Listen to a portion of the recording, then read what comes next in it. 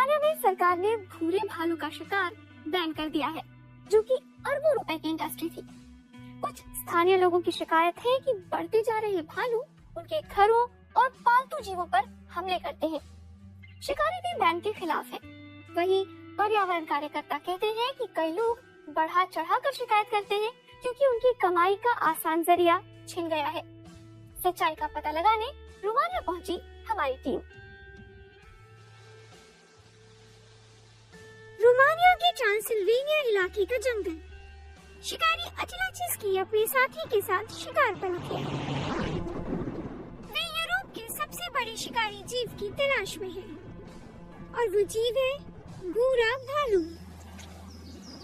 भूरे भालू की फर वाली खाल बहुत महंगी बिकती है, इसलिए शिकारी भालू के पीछे पड़े रहते हैं। थोड़ी ही देर में एक भालू नजर आ जाता है। 8-9 साल का है, एक बड़ा ना। शिकारियों ने भालू को ललचाने के लिए चारा डाला है। इतने बड़े भालू का शिकार करने वालों को 7,000 यूरो मिलते हैं। हमारे लिए ये बड़ा नुकसान है क्योंकि इतने बड़े शिकारी जीव को हम नहीं मार सकते। इससे हमारी कमाई पर असर पड़ता है। कईयों को डर है कि उनका दिवाला निकल जाएगा। यूरोपीय संघ में भालू समेत कई वन्य जीवों को सुरक्षा दी गई है, लेकिन कानून में कुछ तकनीकी खामियां भी है। इन कमियों के चलते रोमानिया में शिकार का कारोबार फल फूल कर करोड़ों यूरो का हो गया है। साल 2016 के अंत में रोमानिया की सरकार ने ट्रॉफी हंटिंग पर रोक लगा दी। शिकारियों का आरोप है कि रोक के बाद से भालुओं की संख्या बढ़ रही है। उनकी आबादी बहुत ज्यादा है, यहाँ बहुत से रह रहे हैं, वो फैल रहे हैं, यहाँ तक कि गाँवों में है। बड़े शहरों में लोग शिकार पर लगाए गए प्रतिबंध से खुश हैं, लेकिन देश के ग्रामीण इलाकों में भालू इंसान और मवेशियों के लिए खतरा बन रहे हैं। कुछ ही हफ्ते पहले एक भालू ने इस किसान के कई मवेशी मार दिए। पहले उसने खिड़की में घुसने की कोशिश की। यहाँ आप उसके पंजों के निशान देख सकते हैं। इसमें सफलता न मिलने पर उसने दरवाजा तोड़ दिया और मेरी गायों पर हमला किया। ऐसे टकराव के लिए इंसान भी जिम्मेदार है। अधिकतर गांव जंगल के पास बसे हैं।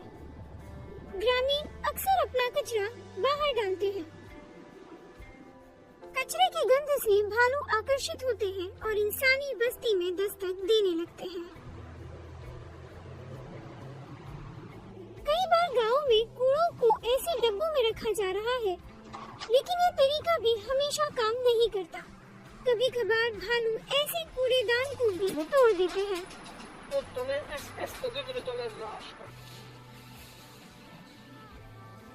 शिकारियों का दावा है कि भालुओं के शिकार पर लगी पाबंदी से खतरा और बढ़ेगा।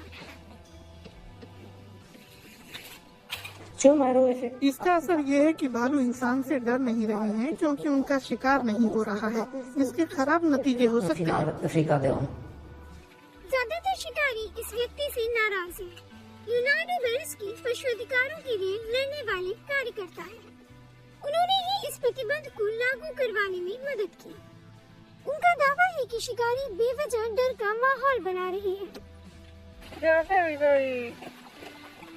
वे बहुत ही शांत और संतुलित जीव हैं। कई मायनों में ये साबित भी हो चुका है। रोमानिया में कई जगहों पर जब वे शहरों में आए तो कूड़े वाली जगहों पर ही गए। इंसान पर हमला करने वाले मामले दुर्लभ हैं। उनसे बड़ा खतरा तो कार है, जो हर दिन हमारे 1 मीटर बगल से गुजरती है। लियोनार्डो भालुओं के लिए रेस्क्यू सेंटर चलाते हैं। उनका मानना है कि शिकारी करोड़ों यूरो का कारोबार ठप होने से परेशान है। दुनिया भर के लोग भालुओं का शिकार करना चाहते हैं। ऐसे लोगों से रोमानिया की हंटिंग एसोसिएशन 3 से 8,000 यूरो वसूलती थी। शिकारियों के मुताबिक प्रतिबंध के बाद गैरकानूनी कारोबार चल पड़ा है। शिकारी भले ही कैसे ही तर्क दें, लेकिन एक बात तो साफ है कि लंबे वक्त के बाद रोमानिया के जंगलों में गोलियों की गूंज बहुत कम सुनाई पड़ रही है।